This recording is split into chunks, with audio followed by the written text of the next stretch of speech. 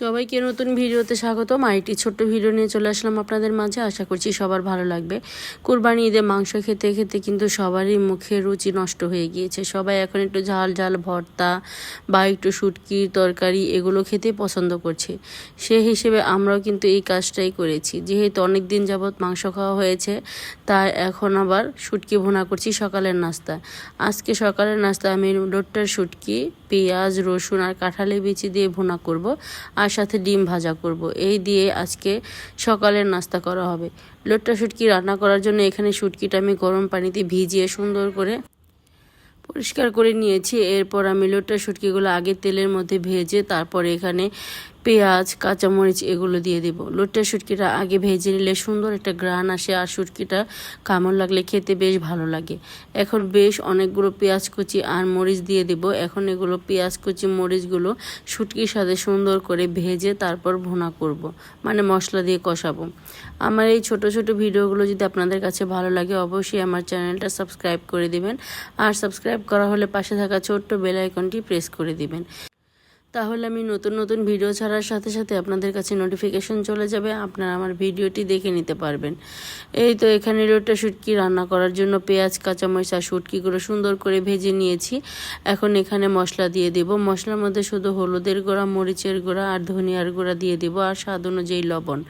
এই তিনটা মশলা দিয়েই কিন্তু শুটকি তরকারিটা রান্না করব। আর শুটকি তরকারিতে কিন্তু আমি আদা রসুন কখনোই ব্যবহার করি না। বেশ অনেকগুলো গোটা রসুন নিয়েছি, রসুনের কোয়া, আর নিয়েছি কিছু কাঁঠালের বিচি। কাঁঠালের বিচি খেতে আমার অনেক বেশি ভালো লাগে, বিশেষ করে শুটকি তরকারির মধ্যে দিলে বা মাংস তরকারিতে দিলে খেতে বেশ ভালো লাগে। আজকে তাই শুটকি তরকারিতে কাঁঠালের বিচিগুলো দিয়ে দেব। এই তো কাঁঠালের বিচি আর রসুনের কোয়াগুলো দিয়ে ভালো করে কষিয়ে নেব। কষানো হয়ে গেলে তারপরে এখানে পরিমাণ মতো ঝোলের পানি দিয়ে দেব।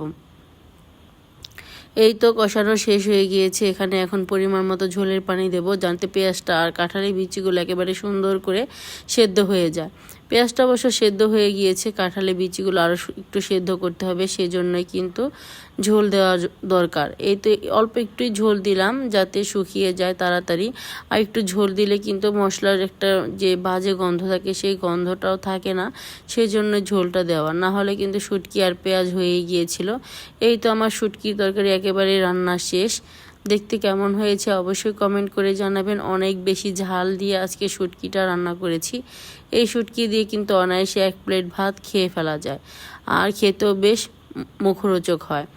এই তো রান্নাবান্না শেষ, এখন ঢেলে নেব, তারপর ডিম ভেজে নেব, তারপর সকালে নাস্তা করে নেব।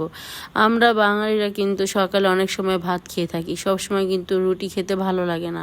মাঝে মধ্যে ভাত, বউয়া এগুলো করে থাকি, পাটায় পিষে ভর্তা তৈরি করি। সেরকম আজকেও কিন্তু শুটকি তরকারি ভুনা করেছি, আর সাথে ডিম ভেজে নেব।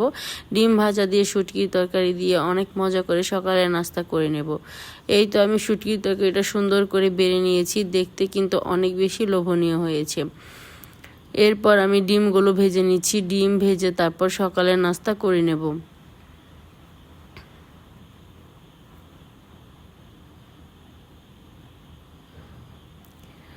সকালে এরকম নাস্তা হলে আর কিছুই লাগে না। মাঝে মধ্যে কিন্তু এরকম নাস্তা খেতে বেশ ভালোই লাগে। বেশিরভাগ সময় কিন্তু রুটি বানানো হয়, মাঝে মধ্যে ভাত খেতে ইচ্ছে করলে এরকম নাস্তা তৈরি করে খাই। অনেক সময় কিন্তু পাটায় অনেক ধরনের ভর্তাও আমি তৈরি করে থাকি, সেগুলো হয়তো বা আপনাদের সাথে শেয়ারও করেছি, আপনারা দেখতে পেয়েছেন। এই তো আমার ডিম ভাজা হয়ে গিয়েছে, আরও কিছু ডিম ভেজে নেব, কারণ সবাই বাসায় সবার জন্যই ডিম ভেজে নিচ্ছি।